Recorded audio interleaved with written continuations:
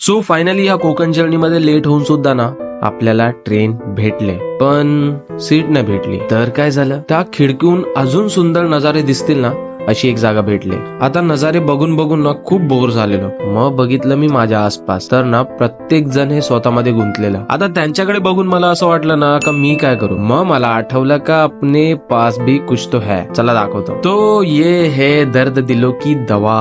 मग मी काढले त्याचे आणि लावले कानाला. त्यानंतर लावलं झिंझिसच्या अर्जित सिंगचं सॉन्ग आणि लागलो रडायला. आता हे ऐकून मला कोणाची आठवण येते मला स्वतःलाच नाही माहिती. मग ह्या प्रवासातले यात्री उतरत गेले, सुंदर नजारे येत गेले आणि इसकी जात का बैदा मारू इसकी, ते पण ट्रॅफिक. मग तासभर थांबल्याच्या नंतर फायनली आपली ट्रेन पोहोचली आहे आपल्या डेस्टिनेशन वर. आणि ही आहे दिवा रत्नागिरी पॅसेंजर, जी ना प्रत्येक स्टॉप वर थांबणार आहे आणि जिचा टाइम आहे 5:55. आणि मी आलो ऍक्च्युली 2 वाजता. मला ना ऍक्च्युली पप्पांना उभं ट्रॅव्हल करताना बघायचं होतं. त्या